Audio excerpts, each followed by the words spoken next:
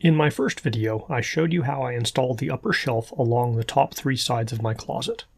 In this video, I'll be highlighting the uprights, hanging rods, and shelf bays. Instead of wall mounting shelf brackets, I'm using uprights to support my top shelf. This also gives mounting points for lower shelves and hanging rods. When cutting the upright boards to length, go a 1/4 inch long initially, and then shave small amounts off and test until you are happy with the fit. Keep in mind that if your floor isn't level, the multiple boards that make up your upright may be slightly different heights and require a slight slant. Use your nicest looking boards for the uprights that will face the door. Your goal is for the uprights to push the upper shelf up very slightly when installed, just enough to hold themselves in place with friction. I needed to notch this cutout to accommodate the 1x2 cleat holding up the back of the top shelf. Because I trimmed the closet before putting in the shelf system, I also had to work around the trim piece at the bottom. I made a cardboard template that fit the trim closely, and then used it to transfer and cut the same line on my board. You could choose to trim between each upright after you install them, but I prefer to do it this way as I'm not going to paint the cedar. I cut the notches in the rear board before I glued the uprights together to make it easier to maneuver in my bandsaw, although if you were using a jigsaw you wouldn't have this ordering constraint. I feel that edge gluing the uprights is necessary for the best fit and finish, although you could just hold them together using 1x2 cleats and screws. Be sure to wipe up any escaping glue before it dries, and to use weights to keep the boards from bowing as the glue dries. To mount the uprights to the top shelf, I first installed a 1x2 cleat under the top shelf. Make sure that it is perpendicular to the back wall using a carpenter's square.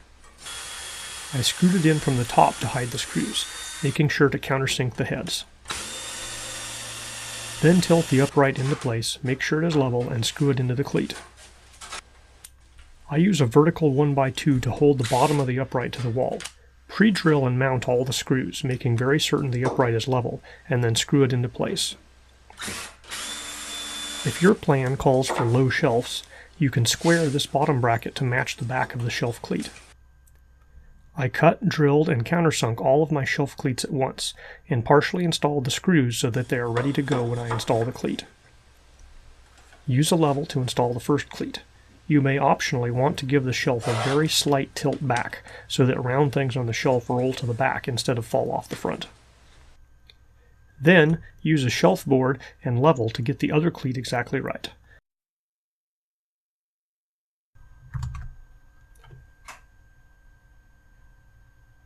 I would install the front screw with the shelf level, and then take the shelf board back out and use the level to make sure the cleat was level when I screwed in the back screw.